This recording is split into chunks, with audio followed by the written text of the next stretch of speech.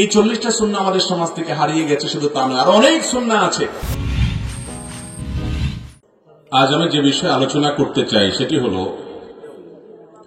নবী করিম সাল্লাল্লাহু আলাইহি ওয়াসাল্লামের অসংখ্য অগণিত সুন্নাহ আছে, যে সুন্নাহগুলো আমাদের সমাজ থেকে হারিয়ে গেছে। সে পরিত্যক্ত এবং হারানো সুন্নাহগুলোকে পুনর্জীবন দেওয়া দরকার।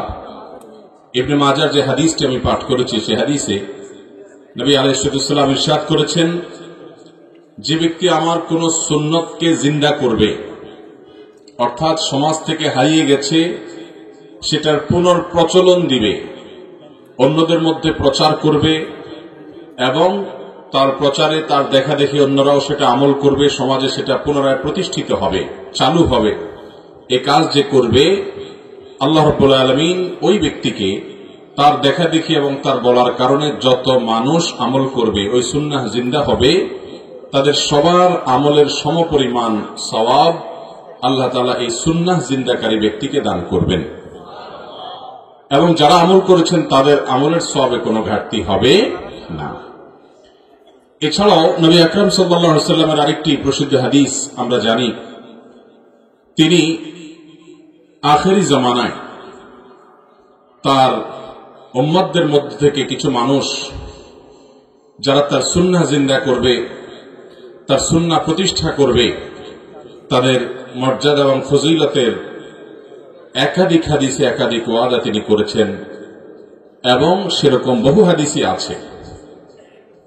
গোরাবা বলেছেন প্রসিদ্ধ হাদিসে, ওই সমস্ত ব্যক্তিদেরকে যারা নবী সাল্লাল্লাহু আলাইহি ওয়াসাল্লামের সুন্নাহর পুনর্প্রচলন দিবে, তার প্রতিষ্ঠা করবে, তাদের সম্পর্কে বলেছেন যে বাদাল ইসলাম গরীবান ওয়া সায়াউদু কামা বাদা ফাতুবা লিল গোরাবা। এই গোরাবার ব্যাখ্যার একটি ব্যাখ্যা এটিও যে যারা নবী করিম সাল্লাল্লাহু আলাইহি ওয়াসাল্লামের সুন্নাহকে জিন্দা করবে, পুনর্প্রতিষ্ঠিত করবে, প্রচার করবে, আঁকড়ে ধরবে, সেই মানুষগুলোকে নবী সাল্লাল্লাহু আলাইহি ওয়াসাল্লাম বলেছেন তুবা লাহুম তুবা লিল গোরাবা, অর্থাৎ এই শ্রেণীর মানুষ, তাদের জন্য শুভ সংবাদ, তাদের জন্য অভিবাদন মোবারকবাদ। অতএব নবী করিম সাল্লাল্লাহু আলাইহি ওয়াসাল্লামের গুরুত্বপূর্ণ সুন্নাহ যেগুলো আমাদের সমাজ থেকে হারিয়ে গেছে অথবা সেগুলোর আমল আমরা খুব বেশি একটা করি না, খুব অল্প সংখ্যক হাতে গোনা 2-4 জনে হয়তো করেন, বেশিরভাগ মানুষ করতে ভুলে গেছেন, জানি নাই অথবা আমল করার অভ্যাস নাই, সেরকম 40টি সুন্নাহর সঙ্গে আজকে আমরা পরিচিত হব ইনশাআল্লাহ। মুহতারাম হাজিরিন, মানব জাতির কল্যাণের একমাত্র পথ নবী করিম সাল্লাল্লাহু আলাইহি ওয়াসাল্লামের অনুকরণ এবং অনুসরণ। নবী সাল্লাল্লাহু আলাইহি ওয়াসাল্লামের বাতানো পথ এবং পদ্ধতির বাইরে আর কোন সঠিক পথ থাকতে পারে? শুধুমাত্র মুসলমান নয়, পৃথিবীর সকল মানুষের মুক্তির একমাত্র পথ হল মুহাম্মদ সাল্লাল্লাহু আলাইহি ওয়াসাল্লামের বাতানো পথ। তাকে আল্লাহ তাআলা দুনিয়াতে পাঠিয়েছেন মানুষের মুক্তির জন্য। সেটা ইবাদতের ক্ষেত্রে বলুন, ঈমানের ক্ষেত্রে তো বটেই, সেটা নিজেদের আচার আচরণ, সামাজিক কাজকর্ম, দাম্পত্য জীবন, ব্যক্তিগত জীবন, ব্যবসায়িক জীবন, রাষ্ট্রীয় জীবন, জীবনের যত স্তর হতে পারে সকল ক্ষেত্রেই নবী করিম সাল্লাল্লাহু আলাইহি ওয়াসাল্লামের সুন্নাহর অনুসরণের মধ্যেই আমাদের কল্যাণ এবং মুক্তি আছে। সুন্নাহ ছাড়া অন্য যত পদ্ধতি, অন্য যত নিয়ম, অন্য যত রাস্তা দুনিয়াতে আছে সেগুলোকে আমরা অ্যাপ্লাই করে প্রয়োগ করে দেখতে পারি, কিন্তু নিশ্চিত ব্যর্থতায় পর্যবসিত হবে আজ আর 2 দিন পরে হোক, কিন্তু সুন্নাতের অনুকরণই আমাদেরকে একমাত্র মুক্তির রাজপথে নিয়ে যাবে ইনশাআল্লাহ। অতএব আমাদের ইবাদত বন্দেগী তো বটেই, ঈমান এবং বিশ্বাস তো আরো অবশ্যই, সেই সাথে আমাদের জীবনের প্রত্যেকটা ক্ষেত্রে মুহাম্মদ সাল্লাল্লাহু আলাইহি ওয়াসাল্লামের পদাঙ্ক এবং তার সুন্নাহকে খুঁটে খুঁটে জেনে জেনে আমল করব ইনশাআল্লাহ। তার সুন্নাহ আমরা যদি আমল করি, অনুসরণ করি, তাহলে আমাদের ইহকালীন এবং পারলৌকিক উভয় জগতে আমাদের সাফল্য পদচুম্বন করবে। সাহাবায়ে কেরাম নবী করিম সাল্লাল্লাহু আলাইহি ওয়াসাল্লামের বাতানো পথে পদাঙ্ক অনুসরণ করে প্রতি পায়ে পা ফেলে প্রতিটি পদাঙ্ককে অনুসরণ করে চলেছেন। আল্লাহ রাব্বুল আলামিন তাদেরকে অর্ধ জাহানের বাদশাহী দান করেছেন। তারা মক্কা এবং মদিনার যে অবস্থানে ছিলেন ইসলাম গ্রহণ করার আগে, সেখান থেকে তুলে এনে আল্লাহ রাব্বুল আলামিন আকাশে তাদেরকে উঠিয়ে দিয়েছেন, তুলে নিয়ে গেছেন। তাদের মর্যাদা আকাশ পর্যন্ত আল্লাহ তাআলা তুলে দিয়েছেন, আকাশচুম্বী হয়ে গেছে তাদের মর্যাদা, শুধুমাত্র মুহাম্মদ সাল্লাল্লাহু আলাইহি সাল্লামের অনুকরণ এবং অনুসরণের কারণে।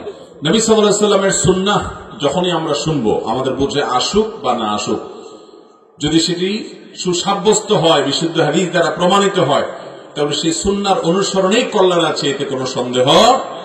সাহাবায়ে কেরাম নবী সাল্লাল্লাহু আলাইহি সাল্লামের সুন্নাহ পেলে আর কোনো যুক্তি, কোনো তর্ক, কোনো লজিক আর খুঁজতে চেষ্টা করতেন না। এজন্যই তারা সফলতার চূড়ান্ত শিখরে পৌঁছে গিয়েছিলেন। আব্দুল্লাহ ইবনে আব্বাস রাদিয়াল্লাহু তাআলা আনহু মসজিদে আসছেন, নবী করিম সাল্লাল্লাহু আলাইহি সাল্লাম মসজিদের বাইরে কিছু মানুষের এলোমেলো দেখে বলছিলেন যে যেখানে আসো বসে পড়ো, খুতবা চলছিল। তখন আব্দুল্লাহ ইবনে মাসউদ রাদিয়াল্লাহু তাআলা আনহু মসজিদে প্রবেশের সময় সিঁড়ি বা এরকম কোন একটা জায়গায় ছিলেন, এখনো পুরোপুরি প্রবেশ করতে পারেননি। নবী সাল্লাল্লাহু আলাইহি সাল্লামের এই কথা শুনে তিনি ওই জায়গায় বসে পড়েছেন, ওই অবস্থায়, অথচ ওইটা বসার জায়গা ছিল না, বসার মতো পরিবেশ ছিল না সেখানে। তখন নবী করিম সাল্লাল্লাহু আলাইহি সাল্লাম তাকে ডেকে বলেছেন যে এই জায়গা আপনাকে বসতে বলি নাই, এটা অন্যদেরকে আমি মিন করেছি, আপনি উঠে এসে জায়গা মতো বসেন। অর্থাৎ নবী করিম সাল্লাল্লাহু আলাইহি সাল্লামের নির্দেশ যখন তাদের কানে আসছে, কোন অবস্থায় তারা আছেন সেটা তারা বিবেচনা করার সুযোগ পেতেন না।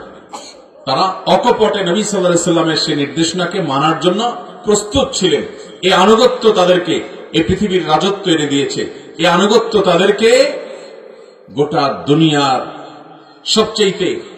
সবচেয়ে আদর্শ মানুষ, আদর্শ সভ্যতা, আদর্শ সমাজ বিনির্মাণের তৌফিক আল্লাহ তাআলা তাদেরকে দিয়েছেন শুধুমাত্র মুহাম্মদ সাল্লাল্লাহু আলাইহি সাল্লামের অন্ধ অনুকরণের মাধ্যমে। আল্লাহ রাব্বুল আলামিন আমাদেরকে সেভাবে সুন্নতে রাসূলকে আঁকড়ে ধরার তৌফিক দান করুন। মুহতারাম হাজিরিন, নবী করিম সাল্লাল্লাহু আলাইহি সাল্লামের যে সমস্ত সুন্নাত আমাদের সমাজ থেকে হারিয়ে গেছে, আজকে আমরা যেগুলো কথা বলতে চাই, এর মধ্যে কিছু আছে যেগুলোকে অনেক উলামায়ে কেরাম মুস্তাহাব বলেছেন, যেগুলোর বিধান নিয়ে উলামাদের ভিতরে বিভিন্ন মতপার্থক্য আছে, কিন্তু পারেন এভাবে রাস্তায় মানুষের কষ্ট হতে পারে এমন কোনো কিছু যদি কেউ ফেলে যায় বা কোনোভাবে রাস্তায় এসে পড়ে, সেটা রাস্তা থেকে তুলে নিয়ে যথাস্থানে ফেলে দেওয়া, এটা নবী করিম সাল্লাল্লাহু আলাইহি সাল্লামের গুরুত্বপূর্ণ একটি নির্দেশনা। এবং শুধুমাত্র এটি তার সুন্নাহই নয়, এটি রীতিমতো ঈমানের অঙ্গ। তিনি ঈমানের অঙ্গ সম্পর্কে বলতে গিয়ে সে হাদিসে, ঐতিহাসিক হাদিসে তিনি বলেছেন, যে আদনাহা ইমাতাতুল আযা আনিত তরিক, ঈমানের সবচেয়ে সাধারণ শাখা হলো রাস্তায় কষ্টদায়ক কোনো কিছু পড়ে থাকতে দেখলে, মানুষের কষ্ট হতে পারে এমন কিছু পেলে সেটাকে তুলে যথাস্থানে ফেলে দেওয়া। এই সুন্নাহটা আমরা বেশিরভাগ মানুষই জীবনে হয়তো একবারও করিনি। রাস্তায় অন্য কেউ ফেলে গেছে, আপনি সেটা তুলে নিয়ে যথাস্থানে ফেলবেন কেন? কারণ এটা আপনার ঈমানের দাবি, এটা ঈমানের অঙ্গ। আপনি মানুষের কল্যাণকামিতার জায়গা থেকে এটি করবেন। আপনি নিজে এটা থেকে দেখে নিজে সাবধানে, সচেতনতার সাথে, সতর্কতার সাথে এটাকে এড়িয়ে আপনি রাস্তা পার হয়ে চলে গেলেন। ঈমানদার এতটা স্বার্থপর হবে না। হ্যাঁ, কখনো আপনার চরম ব্যস্ততা আছে, এই আমলটি করার সুযোগ আপনার এই মুহূর্তে নাই, বিশেষ কোনো যৌক্তিক কারণ আছে, সেটি ভিন্ন কথা।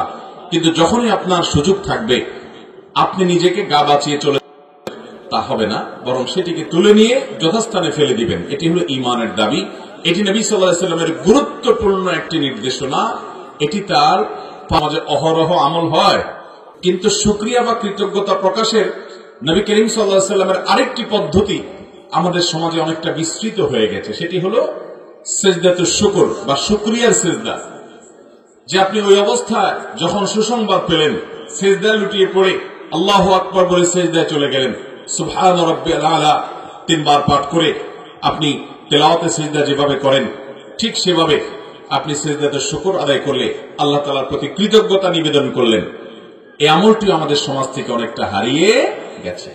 এই ভর মজলিসে যদি আমি বলি যে জীবনে সিজদাতে শুকর কখনো দিয়েছেন, যে কোনো আনন্দের সংবাদ পেয়েছেন, সাথে সাথে তাকবীর বলে সিজদায় লুটিয়ে পড়ে আপনি আল্লাহ তাআলার প্রশংসা, আল্লাহর গুণকীর্তন, আল্লাহর কৃতজ্ঞতা এটি প্রকাশ করে তারপর মাথা তুলেছেন, সিজদাতে শুকর আদায় করেছেন, এরকম মানুষ কজন আছে যদি জিজ্ঞেস করা হয় তাহলে খুব অল্প সংখ্যক মানুষই হাত তুলবে। কারণ এই সমাজটা, এই আমলটাও আমাদের সমাজ থেকে বিদায় হয়ে গেছে, বিস্তৃত হয়ে গেছে, হারিয়ে গেছে।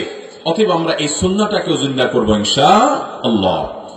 নাম্বার 3, কোন গুনাহ, কোন অপরাধ, কোন পাপ হয়ে গেছে, নিজের প্রতি নিজে আমরা অবিচার করে ফেলেছি, কোনো অন্যায় হয়ে গেছে, আমরা এরকম অপরাধের পর মনে মনে তওবা করে ফিরে আসি আল্লাহর কাছে, আল্লাহর রহমতের ছায়াতলে ইস্তেগফার করি। অনেক সময় আলহামদুলিল্লাহ এই আমলটা আমাদের মধ্যে আছে, কিন্তু গুনাহ হয়ে গেলে, অপরাধ হয়ে গেলে 2 রাকাত সালাত আদায় করে আল্লাহর কাছে মাফ চাওয়া বা তওবা করা, যেটাকে সালাতুত তওবা বলা হয়, এই সালাতুত তওবার আমল আমাদের সমাজে খুব বেশি একটা প্রচলিত নাই। অথচ এটিও নবী করিম সাল্লাল্লাহু আলাইহি ওয়াসাল্লামের সুন্নাহ, সাহাবায়ে কেরামের সুন্নাহ দ্বারা প্রমাণিত। যদি কখনো গুনাহ হয়ে যায়, শয়তানের প্ররোচনায় প্ররোচিত হয়ে, কুপ্রবৃত্তির তাড়নায় তাড়িত হয়ে কোনো অন্যায় হয়ে গেছে, যখনই সম্বিত ফিরে এসেছে, হুঁশ ফিরে এসেছে, আমি আমার রবের সামনে দাঁড়াতে হবে। সারাক্ষণ যে রবের নিমক আমি ভোগ করছি, সে রবের নিমক হারামি করে আমি অন্যায় করেছি, গুনাহ করেছি, হারাম কাজ করেছি, আল্লাহর নাফরমানি করেছি, এই বোধোদয় যখন জেগে আমার মধ্যে জাগ্রত হয়েছে, সাথে সাথে আমি 2 রাকাত নামাজ পড়ে আল্লাহ তাআলার কাছে নিজের কৃতকর্মের জন্য লজ্জিত হয়ে, অনুতপ্ত হয়ে, ক্ষমা প্রার্থনা করে, ভবিষ্যতে আর না করার সংকল্প করে আল্লাহর রহমতের চাদরে আমি এসে মাথাটাকে ঢেকে দিলাম, আল্লাহ তাআলার রহমতের ছায়া প্রবেশ করলাম। এটা হলো সালাতুত তওবা। তাহলে কোনো গুনাহ হয়ে গেলে মুখে আমরা অনেকে ইস্তেগফার পড়ি, অন্তর দ্বারাও করি আলহামদুলিল্লাহ, কিন্তু সালাত আদায় করে তওবা, এটার আমল খুব একটা বেশি আমাদের মধ্যে প্রচলিত। আজকে থেকে করব তো ইনশাআল্লাহ। নাম্বার 4, কোন গুনাহ, কোন ভুল হয়ে গেলে সে ভুলের প্রায়শ্চিত্তের জন্য সাদাকা করা, যে আমি আল্লাহকে সন্তুষ্ট করবার জন্য 10, 20, 50, 100 টাকা আমি দান করে দিলাম। যাকে আল্লাহ যতটুকু তৌফিক দিয়েছেন সে অনুপাতে তিনি দান করে দিলেন।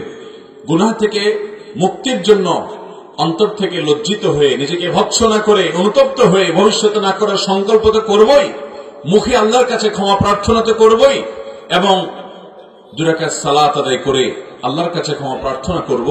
পাশাপাশি মাঝে মধ্যে তৌফিক হলে কোন কোন অপরাধের কারণে, বিশেষ করে যখন মনে হবে যে অনেক জঘন্য অপরাধ আমি করে ফেলেছি, তখন কিছু সাদাকা আল্লাহর রাস্তায় করে দেওয়া তওবার অংশ হিসাবে।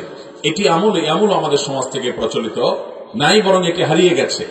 কাব ইবনে মালিক রাদিয়াল্লাহু তাআলা আনহু সাহাবী, এটি তার গুরুত্বপূর্ণ একটি সুন্নাহ, এবং আরো সাহাবীদের আমল থেকে এটি প্রমাণিত যে কোনো গুনাহ হয়ে গেলে, কোনো ভুল হয়ে গেলে কিছু সাদাকা করে আল্লাহর কাছে মাফ চাওয়া।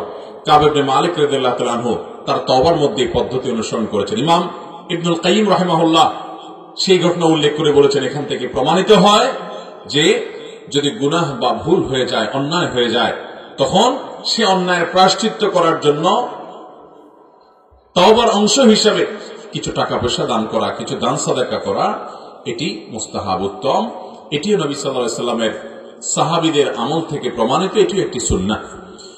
5 নম্বরের যে সুন্নাহটি আমাদের সমাজ থেকে হারিয়ে গেছে, তা হলো আপনি যখন কোনো মজলিসে থাকবেন, একটা মজলিসে আপনি বসে আছেন, পরামর্শ সভা চলছে, যে কোনো বিষয়ে আলোচনা চলছে, আপনি মাঝে মধ্যে ইস্তেগফার বলে উঠবেন, আস্তাগফিরুল্লাহ ওয়া আতুবু ইলাইহি, আস্তাগফিরুল্লাহ ওয়া আতুবু ইলাইহি।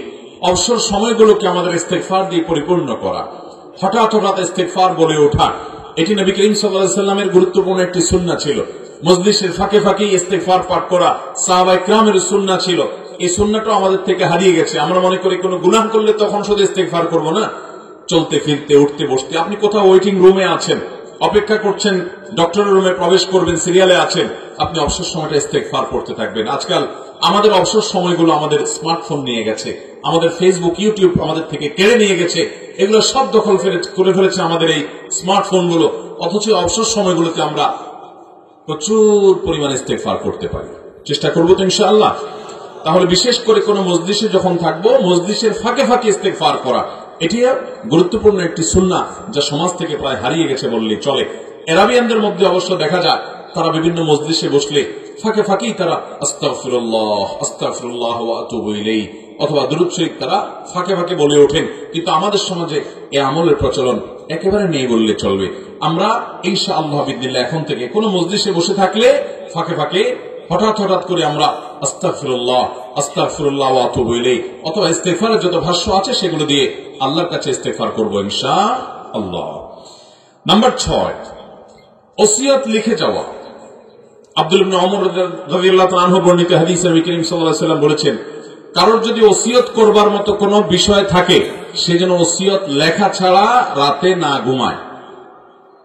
সে 2 রাতও রাতে ঘুমাবে না, 1 রাতও ঘুমাবে না, অর্থাৎ রাতে সে ঘুমাবে না ওসিয়ত লেখা ছাড়া। কারণ ওসিয়ত লেখার মতো কোনো বিষয় যখন থাকবে, তখন অনতি বিলম্বে ওসিয়ত লিখতে হবে। আমাদের সমাজে ওসিয়ত লিখে রাখার এই সুন্নাহটি হারিয়ে গেছে প্রায়। আমার আব্বাজান রহমতুল্লাহ আলাইহি তার মৃত্যুর অনেক আগে তিনি ওসিয়ত নামা লিখে সযত্নে রেখে গেছেন। আমরা কেউই জানতাম না। তার মৃত্যুর পর, তার দাফনের পর বেশ কয়েকটা দিন পার হওয়ার পর আমার ভাই ব্রাদাররা যখন তার সব পুরাতন ফাইলটাইল ঘাটতে লাগলো, তখন দেখলেন সযত্নে তিনি লিখে একেবারে সন্তানদের নাম, তাদের সংখ্যা সব উল্লেখ করে তাদের সবাইকে তিনি ওসিয়ত করে গেছেন। এই ওসিয়ত আমাদের সমাজ থেকে হারিয়ে গেছে। ওসিয়ত আর্থিক বিষয়ে যেমন হতে পারে, ওটাই মূল, এর পাশাপাশি অন্যান্য বিষয়ে ওসিয়ত হতে পারে। আপনি জানেন বা আপনার ধারণা আছে যে আপনার মৃত্যুর পর আপনার সন্তানরা কোনো বেদাতে লিপ্ত হবে, কোনো শিরকে লিপ্ত হবে, কোনো গুনাহে লিপ্ত হতে পারে, অথবা নানামুখী ফিতনায় তারা আক্রান্ত হতে পারে। আপনি তাদেরকে বিশেষ কিছু গাইডলাইন করে যান, ওসিয়ত করে যান। জীবদ্দশা উপদেশের চাইতে লিখিত ওসিয়ত যদি রেখে যান, সন্তানদের মধ্যে আপনার মৃত্যুর পরে এর প্রভাব পড়বে অনেক বেশি। বিশেষ করে যখন আর্থিক বিষয় থাকবে, সেটা তো অবশ্যই আপনাকে লিখতে হবে। একটা ডায়েরিতে আপনি নিয়মিত লিখে রাখবেন আপনার পাওনা দেনার হিসাব, আপনার লেনদেনের হিসাব। আপনার মৃত্যুর পর আপনার সম্পদ দিয়ে কোন একটা ভালো কাজ হোক, সাদেকায়ে জারিয়া হোক, মসজিদ মাদ্রাসা হোক, জনকল্যাণমূলক কোন কাজ হোক, অথবা আপনার ওয়ারিস যাদের জন্য কোরআনে হিস্সা, আপনার মৃত্যুর পর সম্পদের হিস্সা ঠিক করা নাই, এরকম কোন আত্মীয় যারা আছে, যেমন নাতি নাতনি, এদের কোন নির্দিষ্ট হিস্সা ঠিক করা নেই, তাদের জন্য আপনি অথবা অন্য কারোর জন্য আপনি ওসিয়ত করে যেতে চান যে আমার সম্পদের এই অংশ বা ওই মুখ সম্পদটা বা এই পরিমাণ টাকা আমি চাই যে আমার মৃত্যুর পর তোমরা তাকে দিবা বা ওই খাতে ব্যয় করবা, এগুলো লিখে ফেলান সন্তানদেরকে সম্বোধন করে। এটি সুন্নাহ। এই সুন্নাহটা আমাদের সমাজ থেকে হারিয়ে গেছে। আমরা যদি এখন জিজ্ঞাসা করি এই মজলিসে যে আমরা কজন মানুষ নিজেদের ওসিয়তনামা লিখে রেডি করে রেখেছি, আমার তো মনে হয় 2-4 জন হাত উঠবে কিনা সন্দেহ। দেখাতে পারি ওসিয়তনামায় লিখে রেডি রেখেছেন আপনি? এরকম কেউ আছেন এখানে? পুরো মাহফিলের মধ্যে একজন লোক কি আছেন যে বলতে পারেন যে আমার ওসিয়তনামায় লিখে আমি রেডি করে রেখেছি? একজন আল্লাহর বান্দা পাওয়া গেছে। আল্লাহ রাব্বুল আলামিন আমাদেরকে এই বিস্তৃত হয়ে যাওয়া, হারিয়ে যাওয়া এই সুন্নাহকে পুনর্জীবন দান করার তৌফিক দান করুন। এরপরে ভাই 7 নম্বরের সুন্নাহ যেটি হারিয়ে গেছে, সেটিকে পুনর্জীবন করা দরকার। এটি হলো সবচাইতে কঠিন আজকের বাস্তবতায়, আজকের যুগে। সেটি হলো রাতে তাড়াতাড়ি শুয়ে পড়া। এশার নামাজের পর বিলম্ব না করে দ্রুততার সাথে বিছানায় চলে যাওয়া এবং ঘুমিয়ে পড়া। এই সুন্নাতটা সমাজ থেকে এইভাবে হারিয়ে গেছে যে এই আমল করাটা অনেক কঠিন। আমি ব্যক্তিগতভাবে আমার একান্ত কাছের আপনজন, প্রিয়জন, বন্ধু বান্ধবদের মধ্যে এই বিষয় নিয়ে যখন আলোচনা করি এবং মাঝে মধ্যে নিজেদের মধ্যে প্রতিযোগিতামূলকভাবে আমরা এটা করার চেষ্টা করি, তো দেখতে পাই যে অন্য অনেক আমল করা যায়, এমনকি তাহাজ্জুদও পড়া যায়, কিন্তু রাতে তাড়াতাড়ি শোয়াটা এটা কঠিন হয়ে গেছে আজকাল। ঠিক না বে ঠিক? যেহেতু রাতে তাড়াতাড়ি শোয়াটা সুন্নাহ, আমাদের আয়েশা রাদিয়াল্লাহু তাআলা আনহা বলেছেন, কানান নবী সাল্লাল্লাহু আলাইহি সাল্লাম ইয়াকরাহুন নাওম ক্বাবলা আল-ইশা ওয়াল হাদিস বা'দা। নবীজি সাল্লাল্লাহু আলাইহি সাল্লাম এশার আগে ঘুমাতে অপছন্দ করতেন, আর এশার পরে কথাবার্তা বলতে অপছন্দ। তিনি এশার পরে দ্রুততার সাথে শুয়ে পড়তেন। এশার পরে দ্রুততার সাথে যদি আপনি শুয়ে পড়েন, রাতের প্রথম ভাগের যে ঘুমটা, বিশেষ করে রাত 10টা থেকে 2টার কথা সম্ভবত এখন গবেষকরা বলেন যে এই সময়ের ঘুমটা মানুষের স্বাস্থ্যের জন্য অনেক বেশি উপকারী। এই সময়ের ঘুম মানুষের শরীরে ইমিউন সিস্টেমকে স্ট্রং করে, শক্তিশালী করে। এই সময়ের ঘুমটা মানুষের জন্য অনেক বেশি জরুরি। আমরা এই সুন্নাহটা আজ ছেড়ে দিয়েছি প্রায়। নবী করিম সাল্লাল্লাহু আলাইহি ওয়াসাল্লাম এশার পরে স্বামী স্ত্রীর আলাপচারিতা এবং একান্ত দ্বীনের কোন এই মজলিস, গুরুত্বপূর্ণ কোন মজলিস ছাড়া সাধারণত রাতে এশার পরে আর কথাবার্তা বলা তিনি অপছন্দ করতেন। আজকাল আমাদের সবচেয়ে বেশি আড্ডা জমে কখন?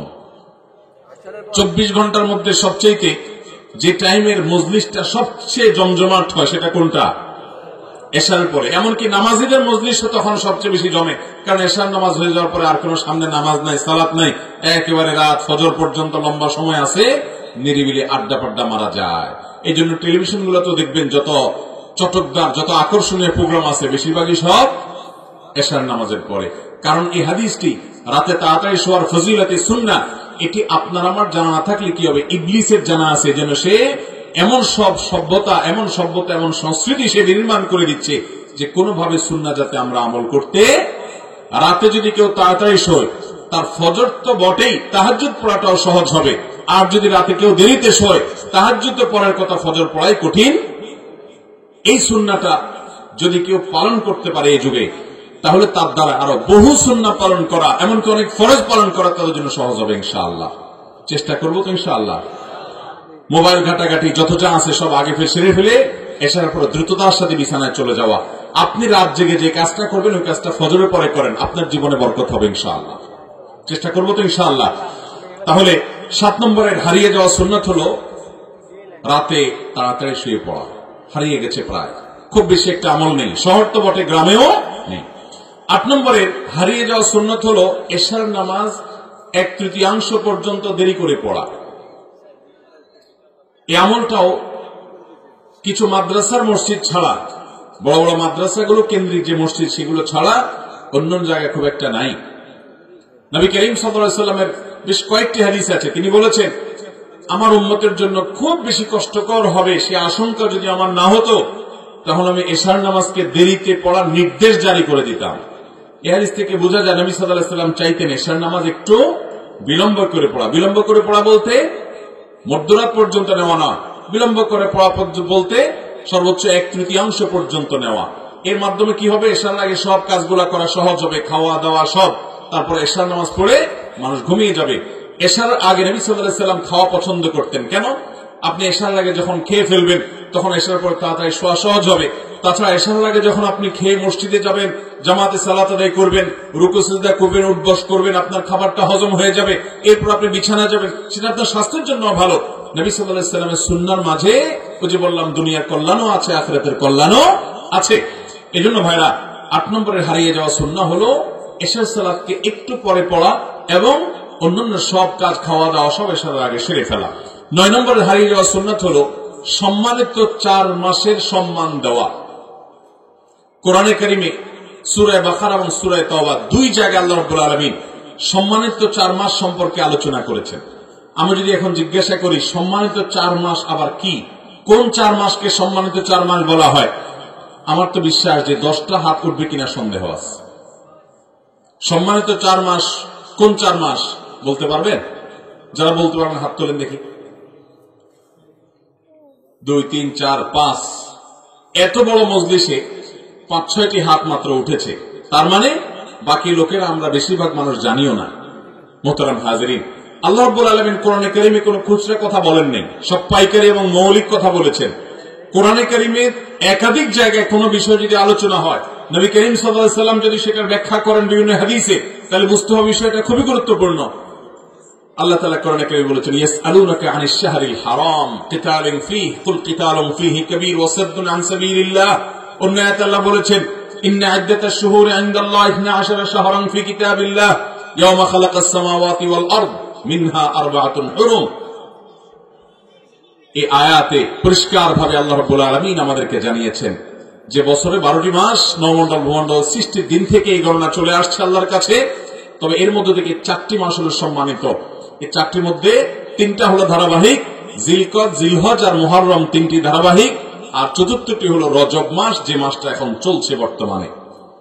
এই 4টি মাসকে আল্লাহ বিশেষ সম্মান দিয়েছেন, বিশেষ মর্যাদাপূর্ণ মাস ঘোষণা দিয়েছেন।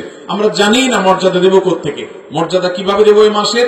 এই মাসগুলো যে সম্মানিত মাস সেই কথাটা মাথায় রেখে এই মাসে অন্যান্য আমলগুলো, রুটিন আমলগুলোকে বিশেষ গুরুত্বের সাথে করব, গুনাহর কাছ থেকে বেঁচে থাকার জন্য আলাদা চেষ্টা করব। কারণ আল্লাহ বলেছেন যালিকা দ্বীনুল কাইয়্যিম ফালা তাযলিমু ফীহিন্না আনফুসাকুম। এই মাসগুলোতে তোমরা নিজেদের প্রতি অবিচার করবে না, অর্থাৎ গুনাহের কাজ, পাপের কাজ অন্য মাসের চেয়ে এই মাসে বেঁচে থাকার জন্য বিশেষভাবে চেষ্টা করবে। তাহলে হারিয়ে যাওয়া গুরুত্বপূর্ণ একটা আমল হলো এই সম্মানিত 4 মাসের ধারণাটাই হারিয়ে গেছে। সম্মান দেওয়া তো পরের কথা, এটাকে আমরা পুনর্জীবন করব, দিব তো ইনশাআল্লাহ। সম্মানিত 4 মাস, আবারও বলছি, জিলকদ, জিলহজ, মুহররম শেষ 3 মাস, আর 4র্থটা কোনটা? রজব মাস। রজব মাস আর জিলকদ, জিলহজ, মুহররম, এই 4টা মাস, এই মাসগুলোকে আল্লাহ তাআলা সম্মান দিয়েছেন। আপনি আর কিছু করতে না পারেন, এই মাসগুলো যখন পার হবে তখন আপনি মাথায় রাখবেন যে আল্লাহ তাআলা এগুলোকে মর্যাদাপূর্ণ মাস ঘোষণা করেছেন। এই মাসগুলোতে যুদ্ধ বিগ্রহ করতে আল্লাহ নিষেধ করেছেন। অতএব ঝগড়াঝাটি থেকেও আমরা বেঁচে থাকার চেষ্টা করব, গুনাহ থেকে বেঁচে থাকার চেষ্টা করব, সাধারণ নেক আমলগুলো বেশি বেশি করার চেষ্টা করব। আলাদা কোনো নতুন কোনো আমল এই মাসগুলোর জন্য নাই। অতএব সম্মানিত মাসের সম্মান দেওয়া এটিও হারিয়ে গেছে। নাম্বার 10, মুহররম মাসের রোজা রাখা। নবী করিম সাল্লাল্লাহু আলাইহি সাল্লাম বলেছেন, আফদালুস সিয়ামি বা'দা রমাদান শাহরুল্লাহিল মুহররম।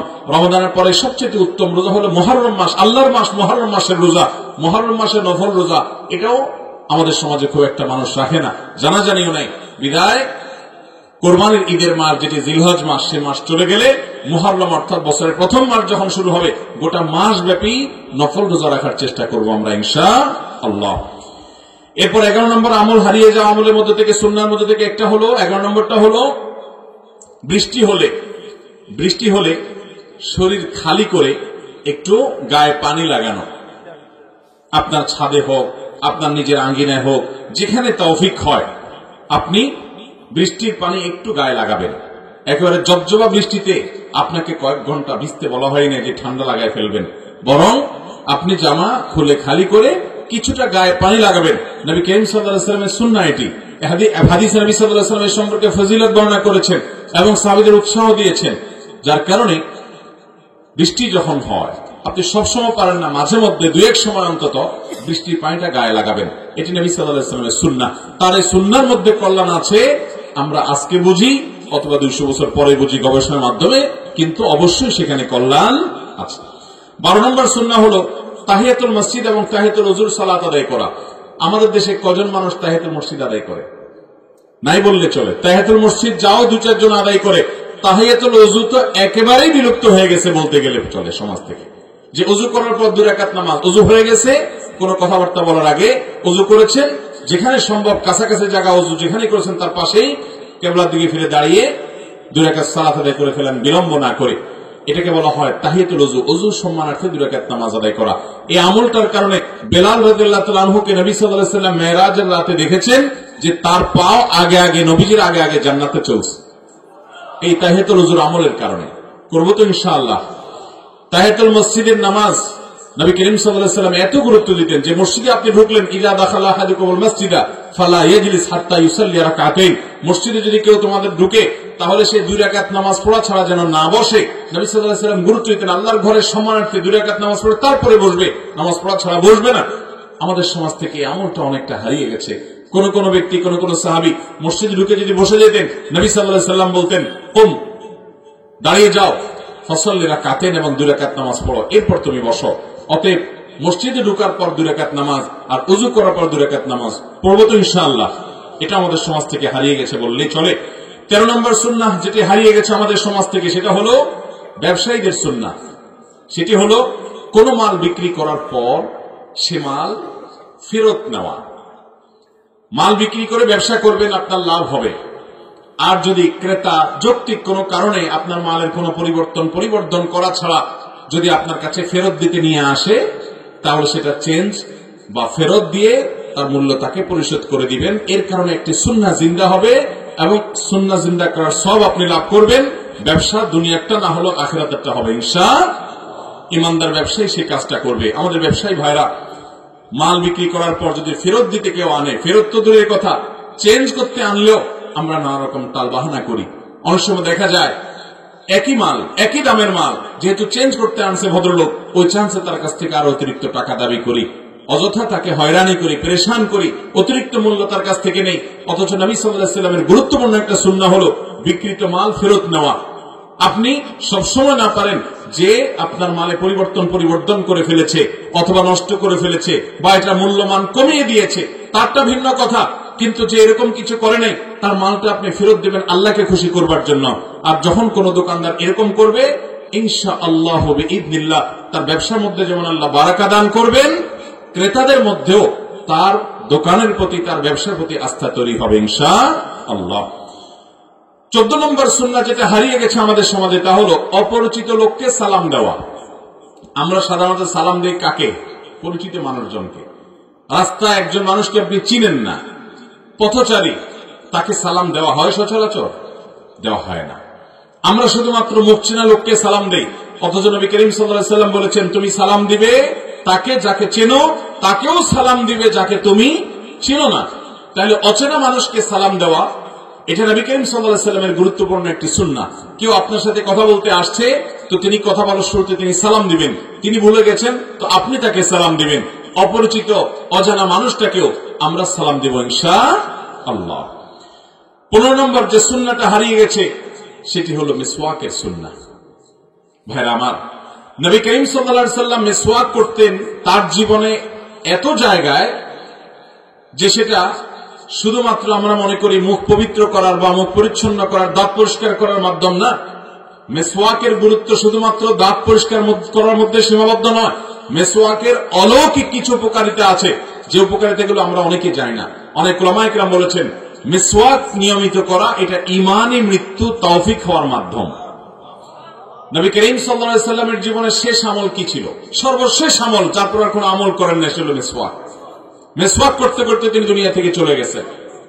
তিনি যখন বাসায় প্রবেশ করতেন তখন মিসওয়াক করতেন। তিনি জুমার দিন আলাদা করে মিসওয়াক করতেন। তিনি ওযুর সময় মিসওয়াক করতেন। তিনি যখন ঘুমোতে যেতেন তখন মিসওয়াক করতেন।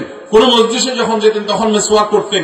এত বেশি মিসওয়াক করতেন তিনি যে কল্পনাও করা যায় না। অথচ মুসলমান ব্রাশ এবং টুথপেস্ট পেয়ে মিসওয়াক হারিয়ে ফেলেছেন এবং মিসওয়াক আমাদের থেকে চলে গেছে। এই মিসওয়াক আমরা পুনরায় জীবন দেব তো ইনশাআল্লাহ। গাছের ডাল বা গাছের শিকড় এটা আমাদের কাছে থাকবে, পকেটে থাকবে, আমরা একটু পরপর ঘষা দেব। অনেক গবেষকদের গবেষণা দ্বারা এটি প্রমাণিত যে মানুষের দাঁতের যে নার্ভ আছে এর সাথে ব্রেইনের সম্পর্ক থাকে। এখানে মিসওয়াকের ঘর্ষণের ফলে মানুষের ব্রেইনে ঈমান তাজা হয় এবং এর ফলশ্রুতিতে এই লোকটার ঈমানি মৃত্যু নসিব হয়। মিসওয়াকের অফুরন্ত উপকারিতা আছে। এটা শুধুমাত্র মুখ পা দাঁত পরিষ্কার করার মাধ্যম নয়। বিধায় আপনার পরিষ্কার দাঁত থাকলে আপনি মিসওয়াক করবেন। নবী করিম সাল্লাল্লাহু আলাইহি ওয়াসাল্লামের জীবনে এইভাবে মিসওয়াক করেছেন। তার জীবনের শেষ মুহূর্তে আয়েশা রাদিয়াল্লাহু তাআলা আনহার ঘরে যখন তিনি শয্যাশায়ী, তখন আব্দুর রহমান আয়েশা রাদিয়াল্লাহু তাআলার ভাই প্রবেশ করেছেন, তার হাতে মিসওয়াক ছিল। তিনি আয়েশা রাদিয়াল্লাহু তাআলাকে দেখিয়ে বললেন যে, ওর হাতের দিকে ইশারা দিলেন। আয়েশা রাদিয়াল্লাহু তাআলা বললেন যে তার হাতের মিসওয়াকের কথা বলছেন? নবীজি মাথা নাড়ালেন, হ্যাঁ। মুখ দিয়ে ভালো করে বলার মতো শক্তি তার ছিল না। আয়েশা রাদিয়াল্লাহু তাআলা তখন মিসওয়াকটাকে নিজের দাঁত দিয়ে নরম করে নবীজির হাত দিলেন। নবীজি সে মিসওয়াক করতে করতে দুনিয়া থেকে চলে গেলেন। আমাদের কয়জনের পকেটে মিসওয়াক আছে ভাই? দেখাতে পারবো? বাইর করেন দেখি কার কার পকেটে মিসওয়াক আছে। আলহামদুলিল্লাহ, সবসময় চেষ্টা করি আমি মিসওয়াক রাখার। আমার পরিবার সদস্যদেরকে আমি চেষ্টা করি সবাই মিসওয়াক ব্যবহার করার। ফ্রিজে সবসময় অন্য কিছু থাকুক আর না থাকুক, মিসওয়াকটা যেন সবসময় থাকে আমি চেষ্টা করি। আলহামদুলিল্লাহ, মিসওয়াক করবো তো ইনশাআল্লাহ। মাত্র 2-3 জন মানুষ বের করেছেন, আর ম্যাক্সিমাম মানুষের পকেটে মিসওয়াক। আল্লাহ আমাদের সবাইকে তৌফিক দান করুন। 16 নম্বর সুন্নাহ যেটা হারিয়ে গেছে সেটা হলো আযানের জবাব দেওয়া। কিসের জবাব দেওয়া? আযানের জবাব দেওয়া। মুয়াজ্জিন যখন আযান দেয়, আল্লাহু আকবার আল্লাহু আকবার বলছে, আপনি এরপরে বলবেন কি? আল্লাহু আকবার আল্লাহু আকবার। এরপরে মুয়াজ্জিন যখন বলবে আশহাদু আল্লা ইলাহা ইল্লাল্লাহ, আপনি বলবেন আশহাদু আল্লা ইলাহা ইল্লাল্লাহ। মুয়াজ্জিন যখন বলবে আশহাদু আন্না মুহাম্মাদুর রাসূলুল্লাহ, আপনি বলবেন আশহাদু আন্না মুহাম্মাদুর রাসূলুল্লাহ। মুয়াজ্জিন দুইবার বলবে, আপনি দুইবার বলবেন। এরপর মুয়াজ্জিন যখন বলবে হাইয়া আলাস সালাহ হাইয়া আলাস সালাহ, আপনি বলবেন লা হাওলা ওয়ালা কুওয়াতা ইল্লা বিল্লাহ, দুইবার বলবেন। এরপর মুয়াজ্জিন যখন হাইয়া আলাল ফালাহ দুইবার বলবে, আপনি দুইবার বলবেন লা হাওলা ওয়ালা কুওয়াতা ইল্লা বিল্লাহ।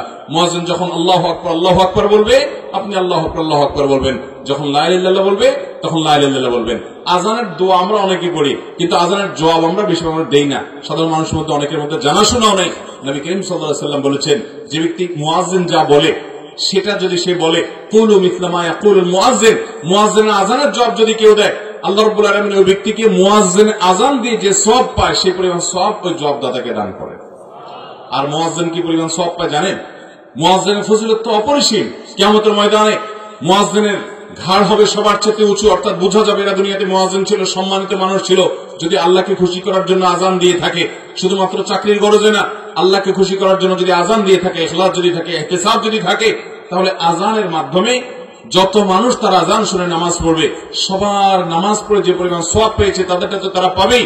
মুয়াজ্জিন সাহেব তার ডাকে সবাই পড়েছে যেন সে সবার সওয়াব পাবে, সবার সমগ্র সওয়াব পাবে। তো আপনি আযানের জবাব দিয়ে সেই সওয়াব পেতে পারেন। চেষ্টা করবো না ইনশাআল্লাহ।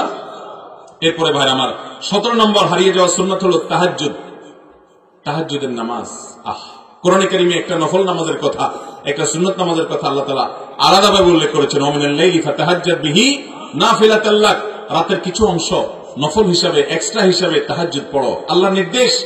এই তাহাজ্জুদ আমাদের থেকে হারিয়ে গেছে ভাই। রাত 12টা 1টা 2টা পর্যন্ত মোবাইল টিপতে টিপতে আমাদের শরীরকে ধ্বংস করছি, ইমানকে ধ্বংস করছি, জীবনের বরকত নষ্ট করছি, তাকওয়া শেষ করে দিচ্ছি, তাহাজ্জুদের সম্ভাবনা আমরা শেষ করে দিচ্ছি। রাতে যদি আপনি সুন্নাহ সম্মত উপায়ে এশার পরপর শুয়ে যেতে পারেন, তাহাজ্জুদ আপনার জীবনে বারবার নসিব হবে ইনশাআল্লাহ। ভোর রাতে দুনিয়ার আসমান নেমে এসে আল্লাহ তাআলা বান্দার জন্য, বান্দাকে আহ্বান করে ডেকে ডেকে বান্দার ক্ষমা এবং মাগফিরাত দান করেন, বান্দার চাও পূরণ করেন। তাহাজ্জুদ পড়ব তো মাঝে মধ্যে ইনশাআল্লাহ। এরপরে ভাই হারিয়ে যাওয়া 18 নম্বর সুন্নাহ হলো দ্বিতীয় সর্বোচ্চ গুরুত্বপূর্ণ নফল নামাজ যেটি, সেটা হলো সালাতুদ দুহা বা চাশতের নামাজ। এশাকের নামাজ কিছু লোক আমাদের সমাজে পড়ে, কিন্তু সালাতুদ দুহা আমাদের সমাজে খুব একটা মানুষ পড়ে না। যদিও অনেক ইমামদের মতে, অনেক আলেমদের মতে এশাক চাশ একই, কিন্তু বিভিন্ন হাদিস থেকে দুটো আলাদা বোঝা যায়। অতএব সালাতুদ দুহা যেটা 8টা 9টা আপনি রোদ দিতে গেলে তখন পড়বেন, ওই নামাজটা আমাদের সমাজে খুব একটা মানুষ পড়তে পারে না, কারণ তখন সবাই ব্যস্ত হয়ে পড়ে। অথচ নবী করিম সাল্লাল্লাহু আলাইহি ওয়াসাল্লাম কয়েকজন সাহাবীকে ওসিয়ত করে গেছেন যে এই নামাজ কখনো ছাড়বা না, এবং নবী করিম সাল্লাল্লাহু আলাইহি ওয়াসাল্লাম নিজে এই নামাজ নিয়মিত পড়তেন এবং সাহাবীদেরকে বলেছেন প্রত্যেকটা মানুষের শরীরের প্রতিটা জোড়ার তরফ থেকে প্রতিদিন আল্লাহর কাছে শুকর আদায় করা উচিত। তার শরীরের সমস্ত জোড়াগুলো, সমস্ত অঙ্গগুলোর পক্ষ থেকে যদি সে আল্লাহর কাছে এক কাজ দিয়ে শুকর আদায় করে ফেলতে চায়, তো সে সালাতুদ দুহা পড়লে এই একটা আমলে তার পুরো শরীরের সমস্ত অঙ্গ সকল জোড়ার তরফ থেকে শুকরিয়া আদায় করে দিবে। সালাতুদ দুহা যেটাকে চাশতের নামাজ বলা হয়, আদায় করবো তো ইনশাআল্লাহ। নিয়মিত না পান অন্তত মাঝে মধ্যে হলো শুরু করেন। 19 নম্বর আমল যেটি হারিয়ে গেছে আমাদের সমাজ থেকে, তা হলো শুরা, প্রত্যেকটা কাজ পরামর্শ করে করা। আল্লাহ বলেছেন আমরুহুম শুরা বাইনাহুম, নবী সাল্লাল্লাহু আলাইহি ওয়াসাল্লাম সাহাবীদের সাথে পরামর্শ করে সব কাজ করতেন। আপনি যে কোনো কাজ করবেন, আপনি অনেক বুঝেন, তারপর আপনার পরিবার, আপনার ছেলে মেয়ে, বউ বাচ্চাকে পাশে নিয়ে বসেন, ভাই বোনকে সাথে নিয়ে বসেন, অফিস কলিগ সহকর্মীদের সাথে নিয়ে বসেন এবং পরামর্শ করে তারপর সিদ্ধান্ত নেবেন। এটি সুন্নাহ হারিয়ে গেছে। 20 নম্বর সুন্নাহ যেটি হারিয়ে গেছে তা হলো বাসা থেকে বের হয়ে আপনি সফরে যাবেন, দূরে কোথাও যাবেন, 2 রাকাত নামাজ পড়ে বের হবেন। আমরা অনেকে জানিও না, হয়তো প্রথম শুনছি নবী সাল্লাল্লাহু আলাইহি ওয়াসাল্লামের সুন্নাহ। আপনি কোথাও যাবেন দূরে, তো আপনি বাসা থেকে বের হওয়ার সময় 2 রাকাত নামাজ পড়ে তারপরে আল্লাহর নাম নিয়ে আপনি বের হবেন। এটি গুরুত্বপূর্ণ একটি সুন্নাহ, কিন্তু হারিয়ে গেছে, আমল নাই, জানাশোনাই নাই বললে চলে। আল্লাহ তাআলা আমাদেরকে আমলের তৌফিক দান করুন। এরপর 21 নম্বর সুন্নাহ হলো বাচ্চাদেরকে সালাম দেওয়া। বাচ্চারা বড়দেরকে সালাম দেবে সে মর্মেও হাদিস আছে, কিন্তু বড়রাও মাঝে মধ্যে বাচ্চাদেরকে আগ বেড়ে সালাম দিতে হবে। এটা নবী করিম সাল্লাল্লাহু আলাইহি ওয়াসাল্লাম সুন্নাহ। কয়জন মানুষ আমরা বাচ্চাদেরকে আগ বেড়ে সালাম দেই? সালাম দেব তো ইনশাআল্লাহ। এরপরে 22 নম্বর সুন্নাহ হলো ইফতার তাড়াতাড়ি করা, সাহারি দেরিতে করা।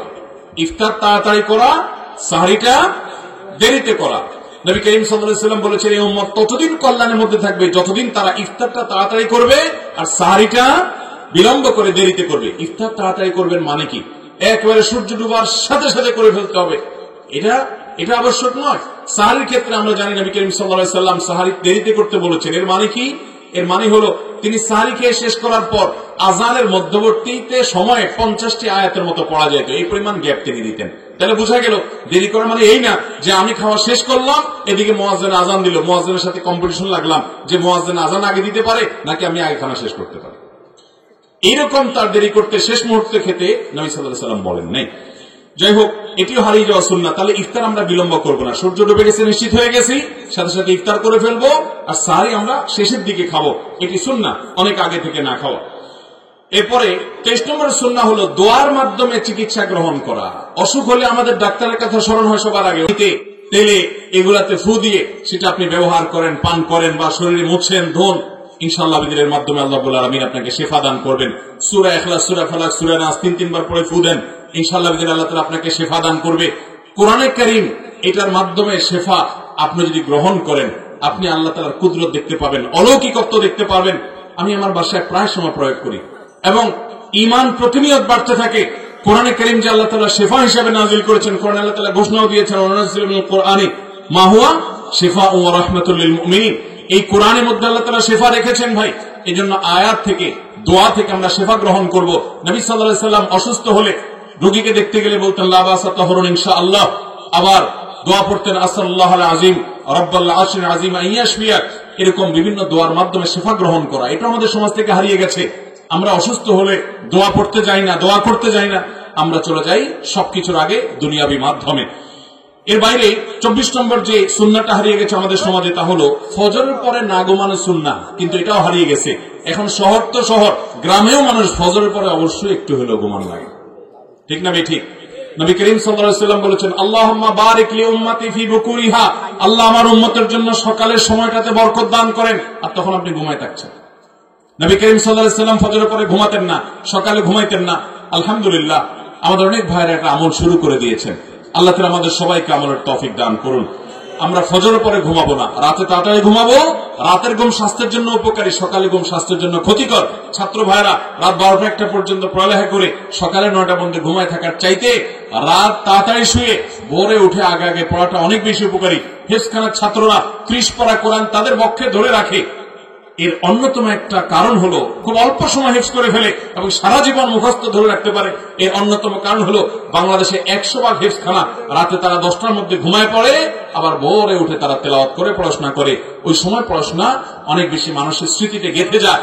বিধায় আমরা ভোর রাতের বা ভোরের সময়টাকে, আমরা ফজরের পরের সময়টাকে কাজে লাগাবো আর রাতে তাড়াতাড়ি শুয়ে পড়বো। নবী সাল্লাল্লাহু আলাইহি ওয়াসাল্লামের সুন্নাহ হলো সকালে ফজরের পরে না ঘুমানো। 25 নম্বর হারিয়ে যাওয়া সুন্নাহ হলো কোনো খাবার যদি পড়ে যায় দস্তরখানে বা আপনি যে টেবিলে খাচ্ছেন সেখানে, সেটাকে আমরা তুলে খাওয়াটাকে মনে করি মান সম্মানের ব্যাপার, মনে করি না তোলাটা আভিজাত্যের ব্যাপার। দুনিয়ার সবচেয়ে বড় আভিজাত্য, সবচেয়ে বড় শৌখিনতা, সবচেয়ে বড় ভদ্রতা, সবচেয়ে বড় আপনার ম্যানার শিখিয়েছেন স্বয়ং রাসূল করিম সাল্লাল্লাহু আলাইহি ওয়াসাল্লাম। তার সুন্নতের চাইতে বড় কোনো আভিজাত্য আর কোথাও হতে পারে? একটা খাবার নষ্ট হয়ে যাবে, এটা ফেলে দিবেন, এই ফেলে দেওয়াটা কখনো আভিজাত্য হতে পারে না। এটা পশুরা করে। একজন মানুষ দায়িত্বশীল হবে, প্রতিটি খাবারের দানাকে সে তুলে পরিষ্কার করে খেয়ে নিবে, সেটাকে অবজ্ঞা, অশ্রদ্ধা, অসম্মান করবে না। এটাকে ফেলে দেওয়ার মধ্যে কোনো আভিজাত্য নাই, ফেলে দেওয়ার মধ্যে ছোট লোকই আছে। এটাকে মুছে পরিষ্কার করে খাওয়ার মধ্যেই হলো প্রকৃত মনুষ্যত্ব। নবী সাল্লাল্লাহু আলাইহি ওয়াসাল্লাম সুন্নাহ ছিল। আমরা মুসলমানরা অনেকে খাই না, বাচ্চারা ফেলে দিলে বা পড়ে গেলে হাত থেকে বলি ফেলে দাও বাবা, না। নবী সাল্লাল্লাহু আলাইহি ওয়াসাল্লাম সুন্নাহ হলো কোনো খাবার পড়ে গেলে সেটাকে ধুয়ে মুছে পরিষ্কার করে সেটাকে খেয়ে ফেলা। চেষ্টা করবো তো ইনশাআল্লাহ।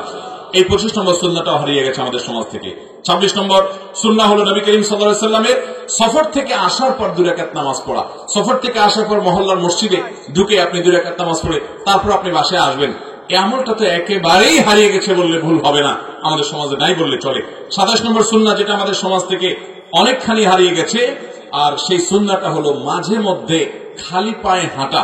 এর মাধ্যমে মানুষের বিনয়ের ভাব প্রকাশ পায়। এটা স্বাস্থ্যের জন্য উপকারী যে খালি পায়ে আপনি একটু মাটিতে, একটু ঘাসে, একটু ফ্লোরে খালি পায়ে একটু বাহিরে একটু হাঁটবেন মাঝে মধ্যে। এটা নবী সাল্লাল্লাহু আলাইহি ওয়াসাল্লামের একটা সুন্নাহ, যেটা হারিয়ে গেছে।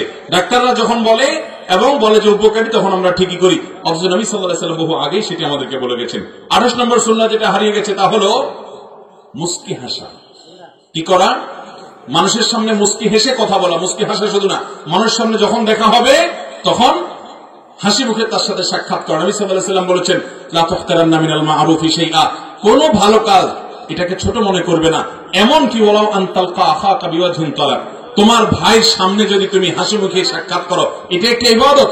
এটা আমাদের সমাজ থেকে অনেকটা হারিয়ে গেছে। একান্ত জানাশোনা মানুষের আমরা হাসি মুখে কথা বলি না, অপরিচিত মানুষের সাথে কথা বলবেন, হাসি মুখে কথা বলবেন। এই সুন্নাহটা আমাদের সমাজ থেকে বিদায় হয়ে গেছে, অনেকখানি হারিয়ে গেছে। এরপর 29 নম্বর সুন্নাহ যেটা হারিয়ে গেছে তা হলো উপর থেকে যখন নামবো তখন সুবহানাল্লাহ বলবো, সিঁড়ি দিয়ে যখন নিচে যাব। আর যখন নিচ থেকে সিঁড়িতে উপর দিকে উঠবো বা পাহাড়ের সিঁড়িতে এরকম কোনো কিছুতে যখন উপর দিকে উঠবো তখন পড়বো কি? আল্লাহু আকবার। এটি আমরা জানি, কিন্তু বেশিরভাগ সময় আমল হয় না, মনে থাকে না। অনেক জায়গায় লেখা থাকে তখন আমল হয়, এছাড়া হয় না। এই আমলটা আমাদের চিন্তা করতে হবে। হারিয়ে গেছে এটি, যে নিচে যাওয়ার সময় সুবহানাল্লাহ বলবো, উপর ওঠার সময় কি বলবো? আল্লাহু আকবার বলবো। 30 নম্বর যে সুন্নাহটা হারিয়ে গেছে সেটা হলো আপনি কাউকে ভালোবাসেন, কাউকে মহব্বত করেন, কাউকে পছন্দ করেন, তাহলে তার কাছে যা বলবেন, ভাই আপনাকে আমি আল্লাহর জন্য ভালোবাসি, আপনাকে আমি আল্লাহর জন্য পছন্দ করি। তার সামনে এটা প্রকাশ করে দেবো, এটা সুন্নাহ। নবী সাল্লাল্লাহু আলাইহি ওয়াসাল্লাম বলেছেন, তোমাদের কেউ যদি তার ভাইকে ভালোবাসে সেজন্য গিয়ে তাকে জানায় দেয়। এক সাহাবী আরেক সাহাবীর বাড়িতে গিয়ে বলে আসছেন, ভাই আপনাকে আমি আল্লাহর জন্য বড় পছন্দ করি, মহব্বত করি। এবং যাকে এটা বলবে তার জন্য সুন্নাত হলো পাল্টা জবাব দেওয়া, আহাব্বাকাল্লাহুল্লাযী আহবাবতানি ফি, ওই আল্লাহ আপনাকে ভালোবাসুক যে আল্লাহর খাতিরে আপনি আমাকে পছন্দ করেন, ভালোবাসেন। তাহলে এটি একটা সুন্নাহ যে কাউকে পছন্দ করলে তাকে জানিয়ে দিতে হবে। এটিও হারিয়ে গেছে প্রায়। 31 নম্বর সুন্নাহ যেটি আমাদের সমাজ থেকে বিদায়ের পথে, সেটি হলো ওযু করার সময় ঘুমানোর সময় ওযু করে ঘুমানো। ঘুমানোর সময় ওযু করে, আমরা মনে করি এখন আর ওযু কেন করবো, আমি তো নামাজ পড়বো না, আমি তো কোরআন তেলাওয়াত করবো না। আমরা শুধু নামাজ এবং কোরআন তেলাওয়াতের জন্য ওযু করি, তাওয়াফের জন্য ওযু করি। অথচ ঘুমানোর সময় নবী করিম সাল্লাল্লাহু আলাইহি ওয়াসাল্লাম ওযু করে ঘুমানোর সুন্নাহ আমাদেরকে শিক্ষা দিয়েছেন। মনে রাখবেন, যত ব্ল্যাক ম্যাজিক এখন হয়, আমি প্রায় মাহফিলে বলার চেষ্টা করি, ভাইরা আমার, আমাদের সমাজে বেশিরভাগ মানুষ এখন ব্ল্যাক ম্যাজিকের রোগী। দুষ্ট জিনের প্রভাবে মানুষ অসুস্থ, ঘরে ঘরে জনে জনে, ভয়ঙ্কর একটা অবস্থা। এটার অন্যতম একটা কারণ হলো ঘরগুলো থেকে কোরআন তেলাওয়াত উঠে গেছে। এর আরেকটা অন্যতম কারণ হলো অনেক হারাম ঘরগুলোতে হয়, চর্চা হয়। আর বিশেষ একটা কারণ হলো যে শোয়ার সময় ওযু নাই।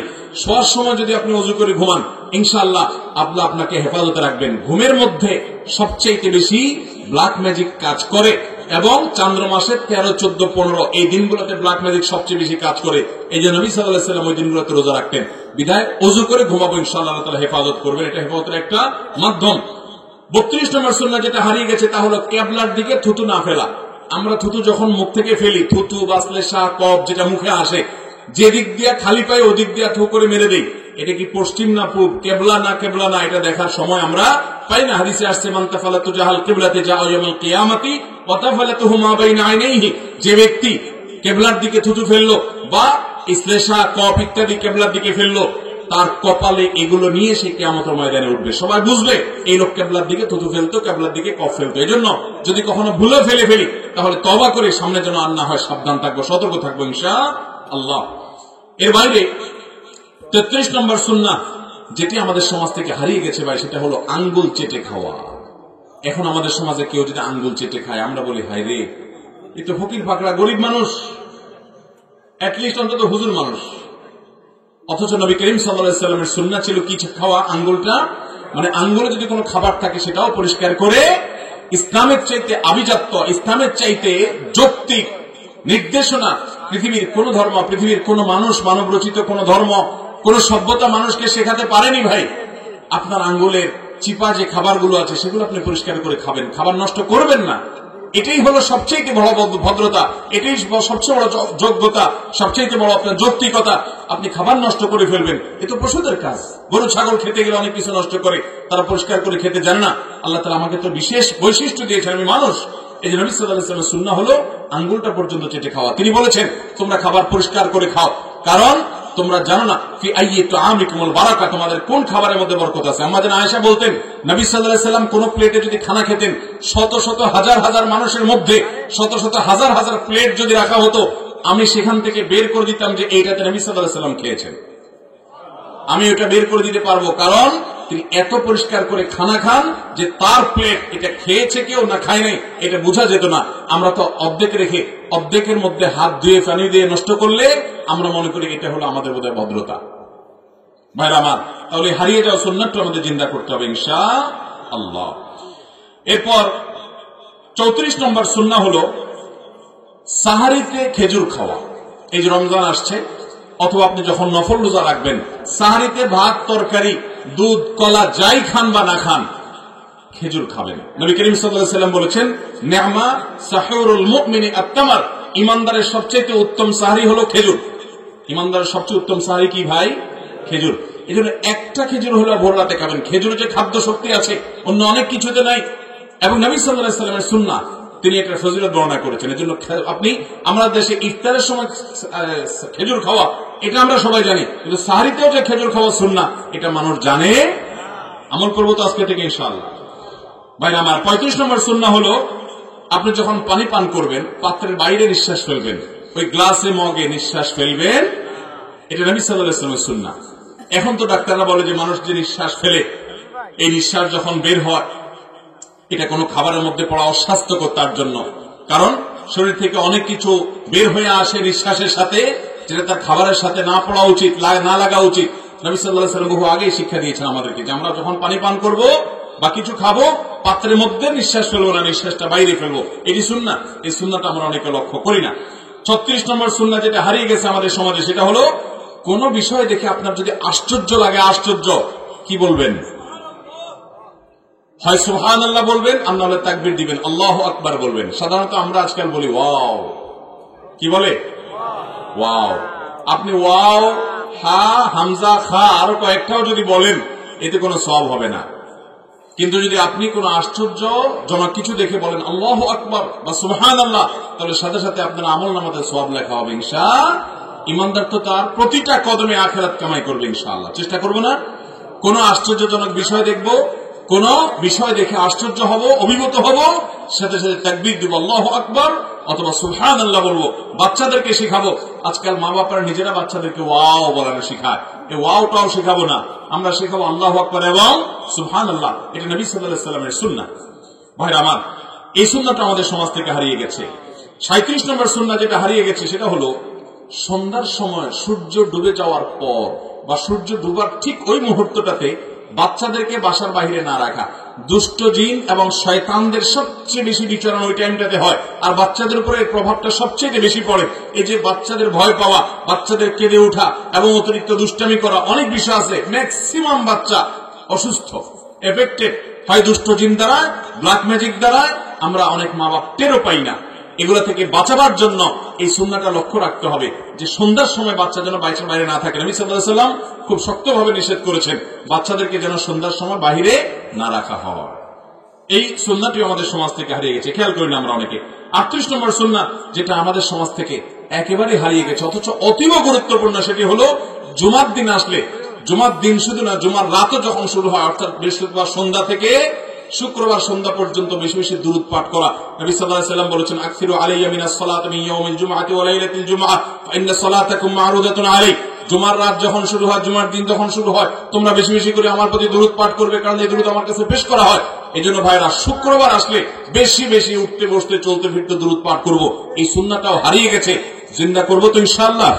একটু জোরে জোরে পড়বেন যাতে বাসার সবাই মনে পড়ে, সবাই যাতে স্মরণ হয়, সবাই যাতে পড়তে পারে, তাহলে সুন্নাহটা জিন্দা করা যাবে ইনশাআল্লাহ। চেষ্টা করব তো। 39 নম্বর যে সুন্নাহটি আমাদের সমাজ থেকে হারিয়ে গেছে ভাই, সেটি হলো পেট ভরে না খাওয়া। কি না খাওয়া? পেট ভরে না খাওয়া। ভাইরা আমার, এই সুন্নাহ মানার তো বড় কঠিন, কারণ আমরা খাইতে খাইতে গলা পর্যন্ত, পারলে নাক পর্যন্ত খাই। মানুষের দিনকাল আলহামদুলিল্লাহ ভালো আছে, সবার পকেটে কম বেশি টাকা আছে, খানার অভাব এখন আগের মতো আর নাই, যার কারণে খাইতে খাইতে গলা, পারলে নাক পর্যন্ত আমরা খাই। এটা সুন্নাহর খেলাফ ভাই। এই নাক পর্যন্ত খাইলে মনে করেন স্বাস্থ্যের জন্য ভালো। এখন ডাক্তাররাই বলছেন যে উদর পূর্ণ করে খাওয়া এটা স্বাস্থ্যের জন্য ক্ষতিকর, পেট খালি রাখা এটা স্বাস্থ্যের জন্য ভালো। পেট পুরে খেলে স্বাস্থ্যের জন্য ভয়ঙ্কর ক্ষতি ডেকে আনে, অনেক রোগ বালাই দেখা দেয়। এখন আমাদেরকে ডায়েট করতে বলে, কিটো ডায়েট করতে বলে ডাক্তাররা, আমরা তখন ঠিকই এর ফজিলত বুঝি। অথচ নবী সাল্লাল্লাহু আলাইহি ওয়াসাল্লাম বহু আগে বলেছেন পেট পরিপূর্ণ করে না খাওয়া, পেটের 3 ভাগের 1 ভাগ খাদ্য, আরেক ভাগ পানীয়, আরেক ভাগ খালি রাখা। দেখুন, এখন ডাক্তাররা বলে বেশি বেশি সালাদ খাবেন। এখন আপনি টমেটো খান কিংবা আপনার শশা গাজর খান, এই শশা এবং টমেটো সব পানি জাতীয় বেশিরভাগ, ঠিক না? তাহলে আপনি টমেটো সালাদ বেশি করে খান, পানি খান, অর্থাৎ 3 ভাগের 1 ভাগ পানি, আর 1 ভাগ হলো খাবার, পিওর খাবার, আর 1 ভাগ আপনার পেট খালি থাকবে। এখন খালি পেট রেখে দস্তরখান থেকে উঠা বা টেবিল থেকে উঠা, এটা তো আমরা চিন্তাও করতে, এটা আমাদের জন্য সবচেয়ে কষ্টকর হয়ে গেছে সুন্নাহটা। আল্লাহ আমাদেরকে আমল করার তৌফিক দান করুন। ওয়াজ মাহফিল গুলোতে গেলে হুজুরদেরকে সবাই ঠেলে ঠেলে খাওয়ায়, তারপর আমি চেষ্টা করি আলহামদুলিল্লাহ পরিমাণে খুব অল্প খাওয়ার। সাক্ষী আছেন ভাই পাশে, আজকে খেলাম একসাথে, অল্প খাইছি না অনেক, সত্য কথাটা বলে। জি, পরিমাণে অল্প খাওয়ার চেষ্টা করি। মানুষ যত চাপাচাপি করে, চেষ্টা করি আমরা পরিমাণে অল্প খেয়ে পেট খালি রেখে তারপরে উঠবো। এর মাধ্যমে আমরা সুস্থ থাকবো ইনশাআল্লাহ। এটা সুন্নাহ নবী সাল্লাল্লাহু আলাইহি ওয়াসাল্লাম, হারিয়ে গেছে সুন্নাহটা। এই সুন্নাহ পালন করা খুব কঠিন কাজ, শুরু করবো ইনশাআল্লাহ। 40 নম্বর যে সুন্নাহটা হারিয়ে গেছে ভাইরা, সেটা হলো সন্তান জন্মের পর ডান কানে আজান দেওয়া, বাম কানে ইকামত দেওয়া। ডান কানে আজান, বাম কানে, সন্তান ছেলে হলেও দিবেন, মেয়ে হলেও। কয়েকটা হাদিস দ্বারা এটি প্রমাণিত হয়। তাহলে সন্তানের জন্মের পর আমরা কানে আজান, ইকামত দিতে ভুলবো না। আজকের কোন একটা ভিডিওতে দেখলাম যে তুরস্কের প্রেসিডেন্ট এই আপনার ভূমিকম্প দুর্গত এবং সেখানে ভূমিকম্পে বিভিন্নভাবে আপনার অসুস্থ হয়ে পড়া, পঙ্গু হয়ে যাওয়া বিভিন্ন মানুষ যখন হাসপাতালে শোয়া, তাদের দেখতে গেছেন। সেখানে একটা বাচ্চা, নবজাতক শিশুর জন্ম হয়েছে। উনি নিজে কোলে নিয়ে নিজে আজান দিলেন, ইকামত দিলেন 2 কানে। ডান কানে আজান, বাম কানে ইকামত দিলেন। বড় ভালো লাগলো। এটি তো একজন মুসলমান শাসকের আচরণ হওয়া উচিত, আমল হওয়া উচিত, দৃষ্টান্ত হওয়া উচিত। আল্লাহ আমাদের সমস্ত মুসলমান শাসকদেরকে আমল করার তৌফিক দান করুন। আমরা নিজেরা আমল করব, চেষ্টা করবো তো ইনশাআল্লাহ। বাচ্চা হলে বাচ্চার ডান কানে আজান বাম কানে একামত দিতে ভুলবেন না। মিষ্টি কিনতে কেউ ভুলে না, মিষ্টি কিনতে কেউ, মিষ্টি না কিনলে কিছু আসবে যাবে না, কিন্তু ডান কানে আজান বাম কানে একামত দিবেন। ও তাওহীদের কালিমা ওর কানে সর্বপ্রথম দিয়ে দিবেন, ও কিচ্ছু বুঝবে না। আপনি আজান আবার চিৎকার করে করে দিয়ে না, বাচ্চার কান ফেটে যাবে। আস্তে আস্তে শুধুমাত্র আজানে বাক্যগুলো শোনাবেন। কেউ একজন করে করে ধরে রাখবে, আজানে বাক্যগুলো শুধু বলে রাখবেন। এর জন্য কোনো হুজুর না, হুজুরও জরুরি না, আপনি নিজে পারলে নিজে দিয়ে দিবেন ইনশাআল্লাহ। চেষ্টা করবো না ইনশাআল্লাহ। এই 40টা সুন্নাহ আমাদের সমাজ থেকে হারিয়ে গেছে, শুধু তা নয়, আর অনেক সুন্নাহ আছে। যেমন এই মুহূর্তে একটা সুন্নাহর কথা আমার মনে হয়েছে, দুধ পান করার পর একটা দোয়া আছে। কে বলতে পারবেন হাত তোলে? 1 2 3 4 5 6 জন মাত্র হাত তুলছে। এত মানুষ, তার মানে বাকিরা দুধ খান না? কি দোয়া বলেন? আল্লাহুম্মা বারিক লানা ফীহি ওয়াজিদনা মিনহু। আল্লাহ আপনি এর মধ্যে, এই দুধ যেটা পান করলাম এর মধ্যে আপনি বরকত দান করেন, এটাকে আরো বাড়িয়ে দেন। একটা খাবার আছে শুধুমাত্র দুধ, যেটা নবী করিম সাল্লাল্লাহু আলাইহি ওয়াসাল্লাম খাওয়ার পর আরো বাড়িয়ে দেওয়ার দোয়া করেছে। আর কোন খাবারের পরে এটা পাওয়া যায় না, এত বরকতময় খাবার দুধ। এই দুধের পরে, দুধ পান করার পরে সুন্নাহ আছে।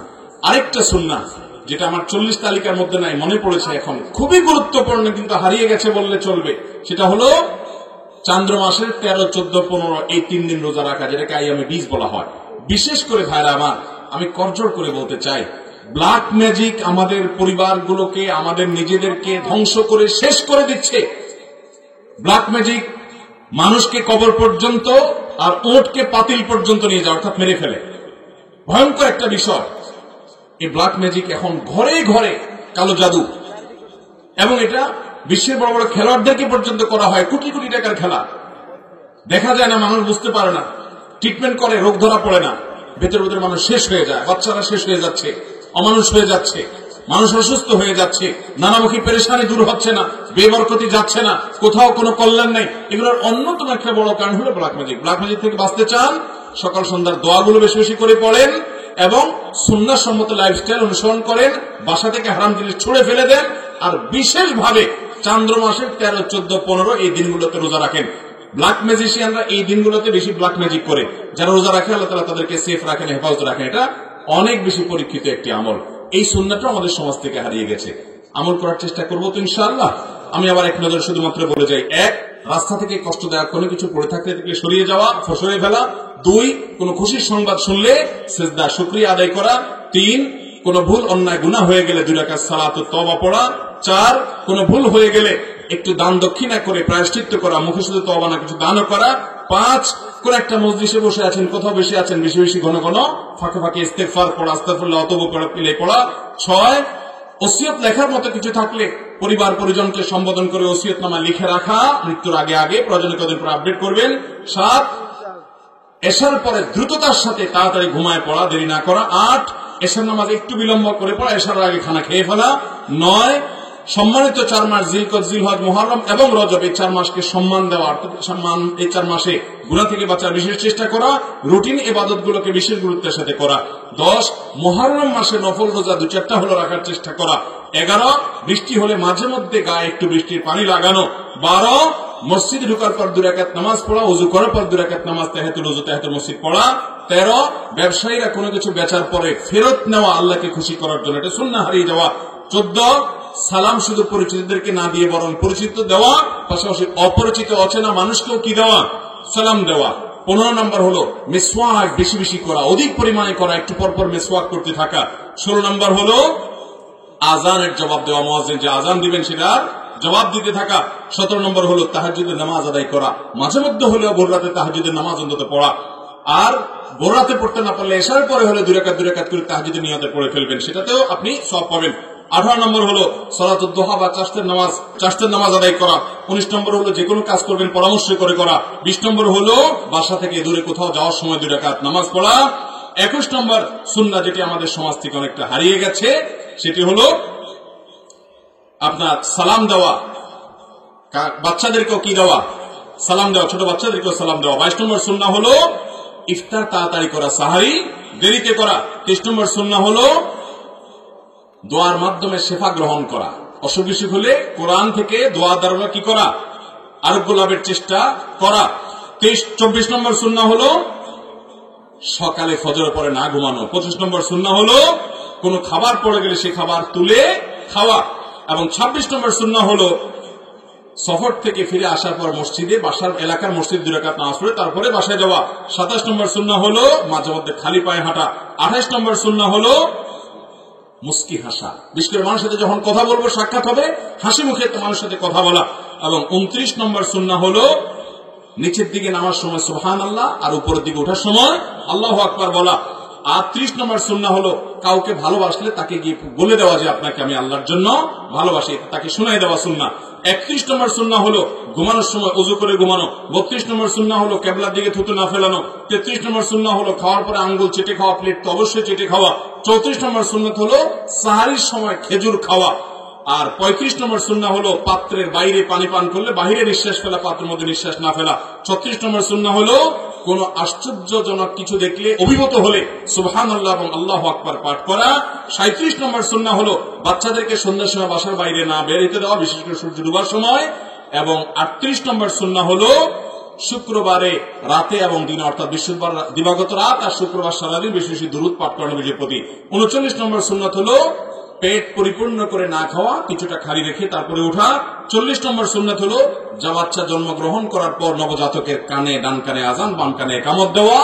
এর বাইরে আরো বলেছি চন্দ্র মাসের 13, 14, 15 এই দিনগুলোতে কি করা, রোজা রাখা, আরো সুন্নতের কথা বলেছি। আল্লাহ রাব্বুল আলামিন এই হারানো সুন্নতের সবগুলো সুন্নতকে আমাদেরকে আমল করা, আমাদের পরিবারের মধ্যে প্রতিষ্ঠিত করা, সমাজের মধ্যে প্রতিষ্ঠিত করা, সর্বত্র প্রচার করার তৌফিক দান করুন। চেষ্টা করবো তো ইনশাআল্লাহ। আল্লাহ তাআলা আমাকে, আপনাকে, আমাদের সবাইকে আমল করার তৌফিক দান করুন। জাযাকুমুল্লাহু খায়রা ওয়া আখিরু দাওয়ানা আনিল হামদুলিল্লাহি রাব্বিল আলামিন।